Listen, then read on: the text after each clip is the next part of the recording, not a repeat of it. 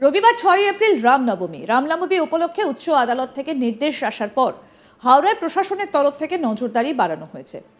পাশাপাশি যে রাস্তা দিয়ে শোভাযাত্রা বের হবে সেই জিটি রোড পরিষ্কার করার কাজ শুরু করেছেন সাফাই কর্মীরা। পাশাপাশি জিটি রোডে থাকা অস্থায়ী সমস্ত দোকানগুলো বন্ধ এবং খুলে ফেলারও নির্দেশ দেওয়া হয়েছে পুলিশের তরফে, জানিয়েছেন ব্যবসায়ীরা। তারা ইতিমধ্যে শনিবার সকাল থেকে দোকান খুলতেও শুরু করেছেন। তারা জানান যে তাদের অসুবিধার সম্মুখীন হতে হবে, কিন্তু রামনবমী শোভাযাত্রা যাতে সুষ্ঠুভাবে বেরোয় সেই কারণেই তারা এই দোকানপাট খুলে নিচ্ছেন। কোনো অসুবিধে নেই, ব্যবসার দুদিন ক্ষতি হলে কিছু নেই, আমরা ছোট্ট করে দোকান লাগাবো। কিন্তু যে স্ট্রাকচার বাঁশের তৈরি করা আছে সেগুলো তারা খুলতে শুরু করেছেন। অন্যদিকে পুলিশ প্রশাসনের তরফ থেকে জিটি রোড সংলগ্ন বহুতল আবাসনের ছাদগুলো ড্রোন ক্যামেরা দিয়ে নজরদারি চালানো শুরু হয়েছে। সেই ছাদের উপরেও সন্দেহজনক কোনো বস্তু দেখা দিলে সেই আবাসনের লোকজনকে সেগুলো নামিয়ে নেবার জন্য বলা হচ্ছে। পাশাপাশি পুলিশ প্রশাসনের তরফ থেকে কড়া নজরদারিও চালানো হচ্ছে এলাকায়। টহল দিচ্ছে পুলিশ প্রশাসন। কি বলছেন চন্দন কুমার, একজন বিক্রেতা, শুনব। চাহিদা ভালো আছে, চাহিদা কোনো কম নেই। হ্যাঁ, মানুষ আসছে নিচ্ছে, যাদের ছোট বড় দেখে সাইজ অনুযায়ী নিচ্ছে, নেওয়ার পর আবার নিজের লাগাবে। রামনবমী দিনে বিক্রি আছে। হ্যাঁ, পুলিশ বলেছে রামনবমী দিনে বন্ধ রাখতে, কেন কি হতে পারে ঝামেলা, ওই জন্যে বললো। হ্যাঁ, গত বছর ঝামেলা হয়েছিল, ভয়ের জন্যে বলছে কি বন্ধ রাখবেন, তা আপনাদের ভালো থাকবে, এটাই আমার।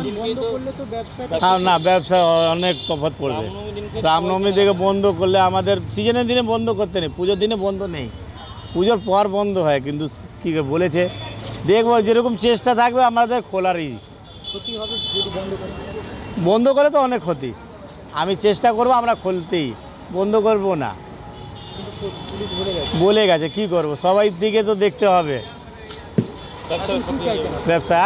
আমি চাইছি দোকান খুলব। স্থানীয় বাসিন্দা প্রশান্ত কি বলছেন, শুনবো।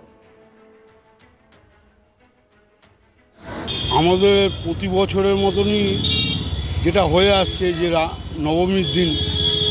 নবমীর দিন যেই আমাদের অনুষ্ঠানটা হয়, সেটা সবাই যাতে ভালোভাবে থাকতে পারি, এই আশাটা রাখবার জন্যই আমাদের এই প্রোগ্রামটা হয়। দোকান কেন বন্ধ করছেন? দোকানটা সবাই মিলে আমরা ভালোভাবে কাটাবো, এটাই আমাদের ইচ্ছা।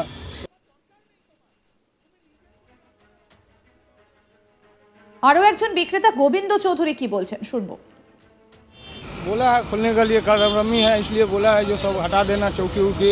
फिर 6 तारीख के बाद 7 तारीख से फिर जिसका जैसा दुकान है सब खोल। कौन बोला खोल जाता है? नहीं, थाना से ही आके बोला है ये।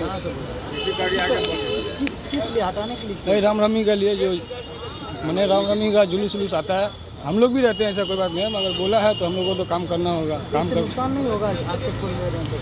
नुकसान का जो हम लोग का खटनी है, रोड में बढ़ते हैं तो खटना तो पड़ेगा, ही बात है। पेट के लिए तो करना ही होगा। उधर मान लीजिए आज जो आता है वो तो नहीं आएगा, सामान तो नहीं बेच पाएंगे आप ना। दुकान लगाएंगे, ये सब खोल खाल के खाली लगाएंगे नीचा में। আরও একজন বিক্রেতা মোহাম্মদ ওয়াসিম, তার বক্তব্য শুনবো এবার। जैसे कि आप जान रहे हैं, यहाँ पे रामनवमी है कल के दिन। इसके लिए हमारे यहाँ का जो प्रशासन है वो परमिशन दिए हैं कि आप लोग यहाँ पे जो हम लोग दुकान लगाते हैं उसको हटा देने के लिए 2 दिन के लिए, आज और कल के लिए। फिर जैसे मंडी आपका रेगुलर लगता है वैसे ही लगेगा यहाँ पे। सर, जैसे कि आप जान रहे हैं कि यहाँ रैली जाएगा रामनवमी का, बहुत ज़्यादा क्राउड होता है यहाँ पे, तो इसके लिए कोई परेशानी ना हो, दुकानदार को कोई परेशानी ना हो, आने जाने वाले को कोई परेशानी ना हो, इसके वजह से सर इसके लिए आज दुकान हम लोग को बोला गया हटाने के लिए।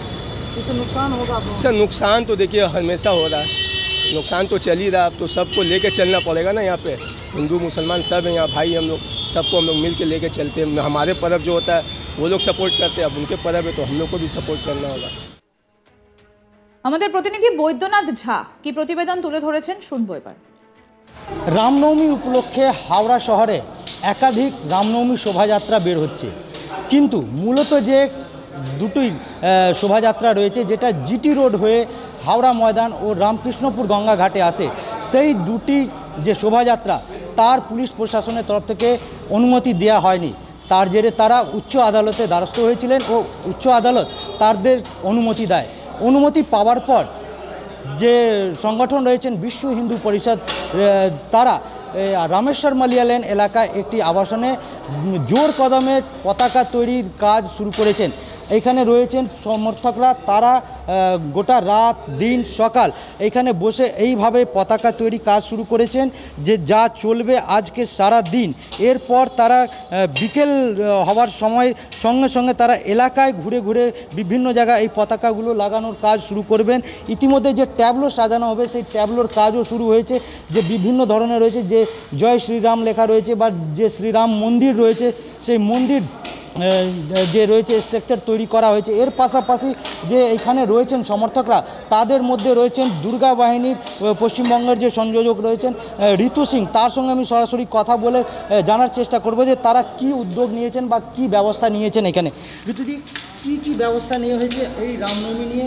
পুলিশ তো আগে পারমিশন দিল না, পারমিশন পাওয়ার পর তড়িঘড়ি সময় হাতে কম, কী তৈরি করছে? আমাদের যাত্রা বেরোচ্ছে 3টা থেকে 6টা বিকালবেলা, আর আমাদের যাত্রা বি কলেজ গেট নম্বর 1 থেকে হয় মৌলিক ফাটক হয়ে রামকৃষ্ণপুর ঘাটে গঙ্গা আরতির সঙ্গে সমাপন হচ্ছে।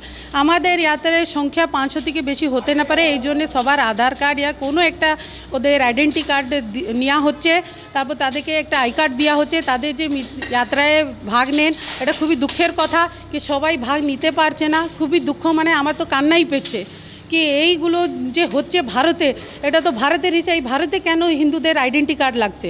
লেকিন এখন যা নিয়ম আদেশ এসছে ন্যায়াধীশের আদেশ মেনে আমাদের চলতে হবে, আমাদের যাত্রায় ডিজে থাকবে না। যে সমর্থকরা বা যে ভক্তরা আসতে চাইছেন তাদের ক্ষেত্রে কি? খুব দুঃখ, আমি অপিল করছি দাদা ভাই সবাই, মা নিজেদের বাড়ি থেকে আপনি দৃশ্য দেখুন, খুব ভব্য বিশ্ব হিন্দু পরিষদের ভব্য রামের দর্শন করার জন্য একটা মন্দির রেডি হচ্ছে, ওই দর্শন করুন, পুজো করুন। আমি খুবই দুঃখে বলছি যে এখন হিন্দুদের যাত্রায় হিন্দু থাকতে পারছে না, বলে পার্ক স্ট্রিটে অনেক লোক থাকছে, তাদের না আইডেন্টি কার্ড দেখা হচ্ছে, তাদের যা ইচ্ছা বলছে, আর হিন্দুদেরকে এইভাবেই বেরোতে হচ্ছে। আমাদের কোর্টের নির্দেশ নিয়েই চলছি। যেটা জানালেন দুর্গা বাহিনীর সংযোজক রয়েছেন পশ্চিমবঙ্গের ঋতু সিং, তিনি যে নির্দেশ যেটা রয়েছে উচ্চ আদালতে, সেই নির্দেশ মেনেই তারা এই মিছিল বের করবেন বিকেল 3টে থেকে 6টার মধ্যে। এর পাশাপাশি জানিয়ে রাখি যে হাওড়া শহরে এই নির্দেশ আসার পর পুলিশ প্রশাসন নড়ে চড়ে বসেছে। এলাকার হাওড়া শহরে জিটি রোড সংলগ্ন যে রাস্তা রয়েছে তার সাফ সাফাই কাজ জোর কদমে চলছে। অন্যদিকে পুলিশ রাস্তায় টহল দিতে শুরু করেছেন, পেট্রোলিং শুরু হয়েছে। ও যে জিটি রোড সংলগ্ন যে বহুতল আবাসন রয়েছে সেই আবাসন ছাদগুলো ড্রোন ক্যামেরা মারফত নজর রাখা হয়েছে, ও সেই ছাদের উপরে যদি কোনো রকম কোনো সন্দেহবস্ত কোনো বস্তু দেখা যাচ্ছে তাহলে সেই বস্তুকে সেখান থেকে সরিয়ে দেওয়া বা নামানোর জন্য পুলিশের তরফ থেকে বলা হয়েছে।